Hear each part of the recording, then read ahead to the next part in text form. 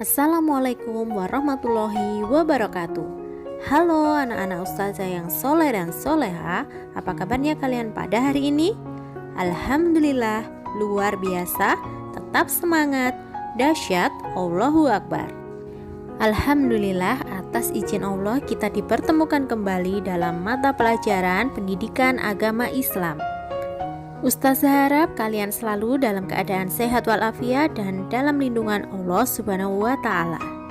Baiklah, sebelum kita mulai belajar, marilah kita awali dengan berdoa terlebih dahulu ya. Sikap berdoa, angkat kedua tangan, tundukkan kepala, pejamkan mata. Berdoa mulai. Bismillahirrohmanirrohim.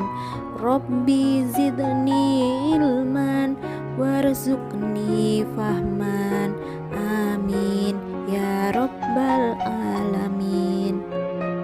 Adapun tujuan pembelajaran yaitu setelah menyimak video diharapkan siswa dapat menjelaskan kisah sahabat Abu Bakar As-Siddiq dengan benar dan menceritakan kisah sahabat Abu Bakar As-Siddiq dengan benar.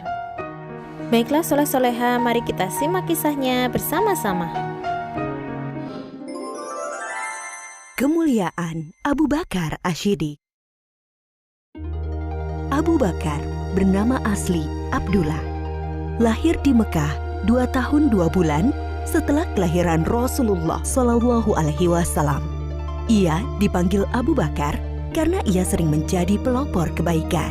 Abu berarti bapak dan Bakar berarti segera atau dini atau awal.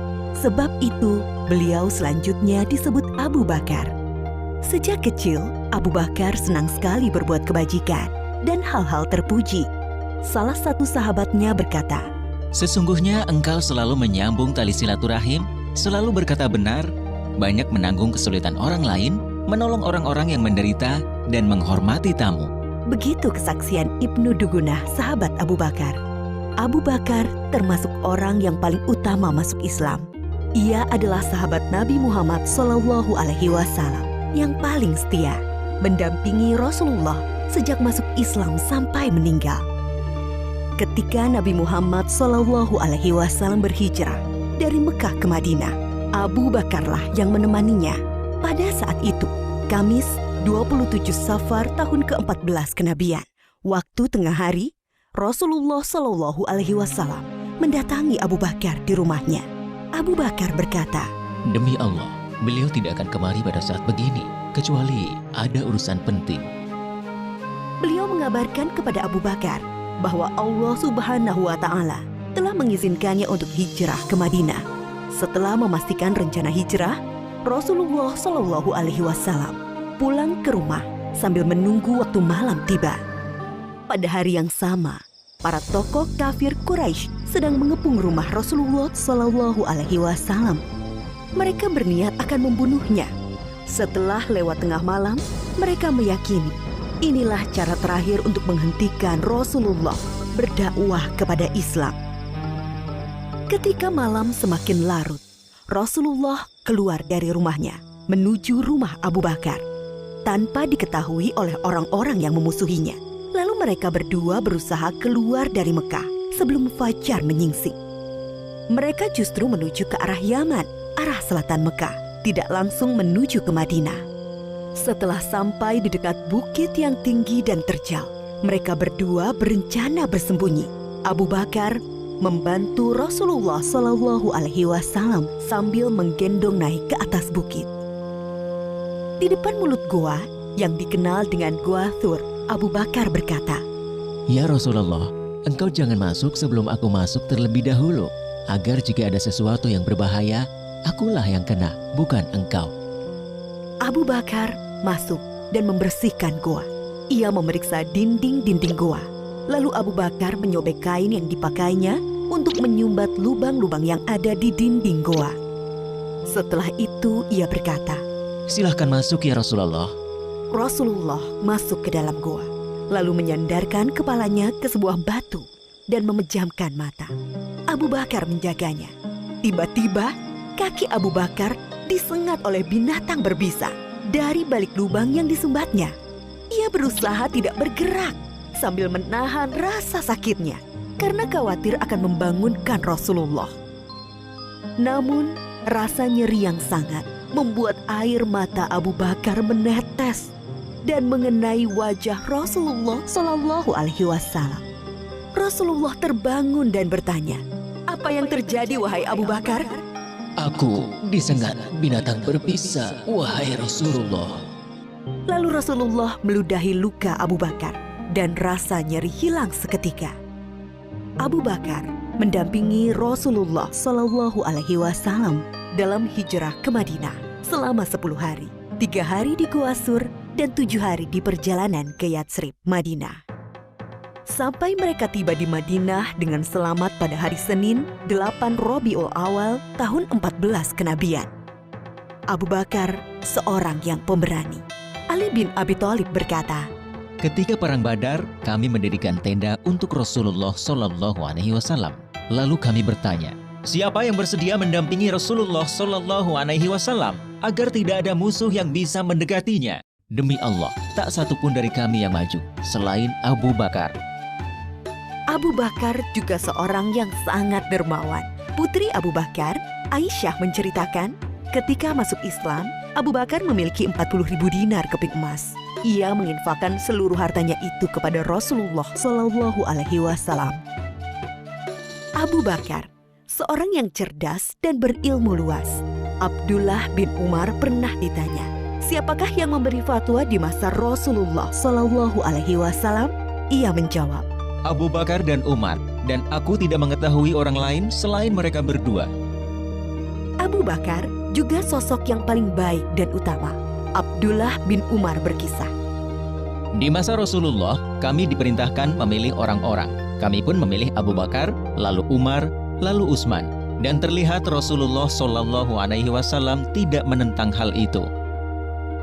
Abu Hurairah berkata, Rasulullah Shallallahu Alaihi Wasallam bertanya, siapa di antara kalian yang puasa hari ini? Abu Bakar menjawab, Aku. Rasulullah Shallallahu Alaihi Wasallam bertanya lagi, siapa yang ikut mengantar jenazah? Abu Bakar menjawab, Aku. Rasulullah Shallallahu Alaihi Wasallam bertanya lagi, siapa yang memberi makan orang miskin hari ini? Lagi-lagi Abu Bakar menjawab, Aku. Rasulullah Shallallahu Alaihi Wasallam bertanya lagi, siapa yang menjenguk orang sakit hari ini? Abu Bakar menjawab, Aku. Lalu Rasulullah bersabda, tidaklah semua perkara yang aku sebutkan tadi dilakukan oleh seseorang, melainkan orang itu akan masuk surga. Ketika Rasulullah Shallallahu Alaihi Wasallam jatuh sakit, kemudian sakitnya semakin parah, beliau bersabda, suruhlah Abu Bakar untuk menjadi imam sholat. Sebagian ulama sahabat memahami bahwa perintah ini adalah petunjuk Nabi Muhammad Shallallahu Alaihi Wasallam bahwa Abu Bakar adalah sahabat yang paling utama. Rasulullah juga pernah berpesan kepada Bilal sahabatnya, wahai Bilal, jika waktu sholat telah tiba dan aku belum datang, mintalah Abu Bakar menjadi imam. Oleh karena itu, setelah Rasulullah Shallallahu Alaihi Wasallam wafat, Abu Bakar dibaiat sebagai pengganti pemimpin umat Islam. Ia menjabat sebagai khalifah selama sekitar 3 tahun. Selama memimpin kaum muslimin, Abu Bakar telah banyak memberikan karya-karya penting bagi perkembangan Islam dan kemajuan kaum muslimin.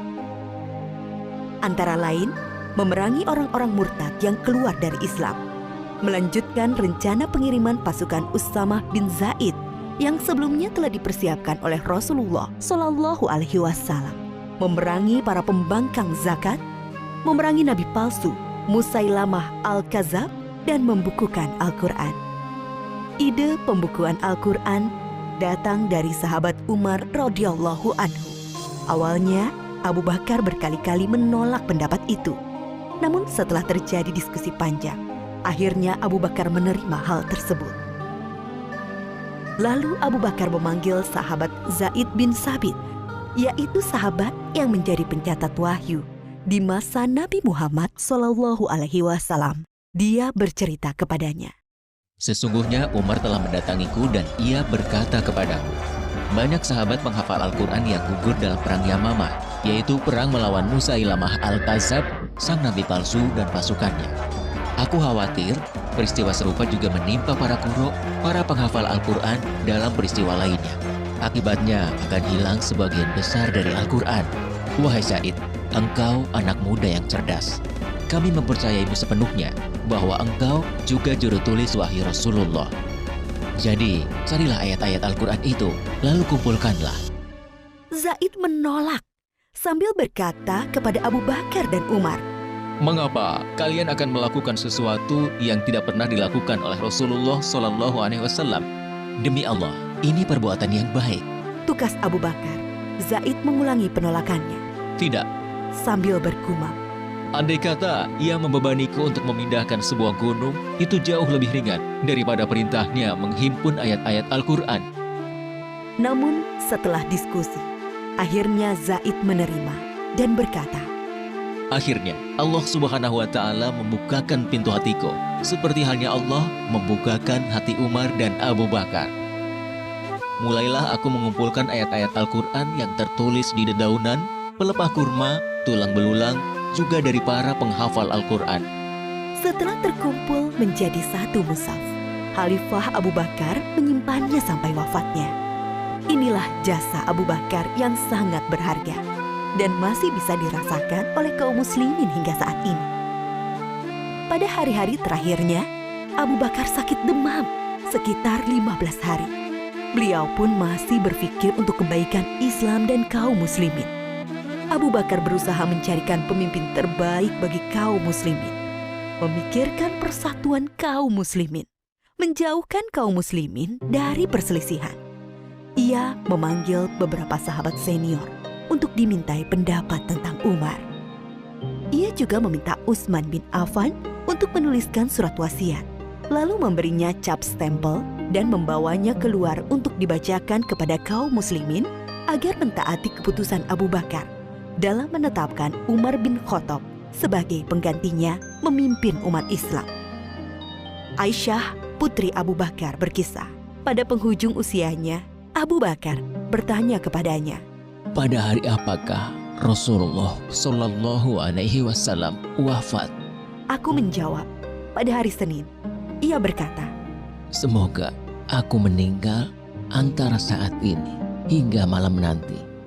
ternyata ia meninggal pada malam Selasa dan dimakamkan sebelum subuh. Abu Bakar adalah sahabat sekaligus murid dari Rasulullah Shallallahu Alaihi Wasallam. Ia mencontohkan bagaimana seharusnya sikap seseorang kepada sahabatnya dan murid kepada gurunya, yaitu rela menemani dalam suka dan duka, siap membantu dan menolong dengan harta, tenaga, waktu, bahkan jiwa, dan selalu berusaha menghormati, memuliakan, dan melindungi kehormatannya. Seseorang akan selalu dikenang baik jika ia telah berkarya untuk kebaikan umat manusia. Dan sebaliknya, ia akan dikenang buruk jika ia berlaku jahat bagi manusia. Oleh karena itu, hendaklah kita beramal baik sebanyak-banyaknya. Kebaikan untuk Islam dan kaum muslimin atas dasar iman kepada Allah akan menjadi jariah. Pahalanya terus mengalir meski seseorang telah meninggal dunia. Alhamdulillah, kini aku tahu kisah Abu Bakar As-Siddiq. Keteladanan yang dapat kita contoh dari sifat Abu Bakar adalah sifat setia kawan dan jujur. Orang yang setia kawan dan jujur akan memiliki banyak teman karena teman-temannya akan percaya dan merasa nyaman berada di dekatnya. Setia kawan dalam Islam berarti perasaan bersatu dan saling membantu dalam persahabatan. Hal ini terdapat dalam hadis Rasulullah, siapapun yang memberi jalan keluar dari masalah kepada sesama muslim akan diberikan jalan keluar dari kesulitan pada hari kiamat oleh Allah. Hadis riwayat Bukhari dan Muslim. Jika kita memudahkan dan membantu teman kita, Allah akan memudahkan kita pada hari kiamat nanti. Anak yang selalu berkata benar akan mendapat balasan surga dari Allah, seperti dalam firman Allah, Inilah saat orang yang benar memperoleh manfaat dari kebenarannya. Mereka memperoleh surga yang mengalir di bawahnya sungai-sungai. Mereka kekal di dalamnya selama-lamanya. Allah ridho kepada mereka dan mereka pun ridho kepadanya. Itulah kemenangan yang agung. Al-Maidah ayat 119. Alhamdulillah telah selesai pembelajaran pada hari ini. Semoga bermanfaat bagi kalian semua ya. Marilah kita tutup dengan membaca istighfar sebanyak 3 kali dan doa kafaratul majelis. Astaghfirullahaladzim, astaghfirullahaladzim, astaghfirullahaladzim. Subhanakallahumma wa bihamdika asyhadu an la ilaha illa anta astaghfiruka wa atubu ilaik. Jazakumullahu khairan ananda soleh-soleha. Sampai ketemu pada video selanjutnya ya. Jangan lupa untuk tetap menjaga kesehatan, rajin belajar dan beribadah di rumah. Wassalamualaikum warahmatullahi wabarakatuh.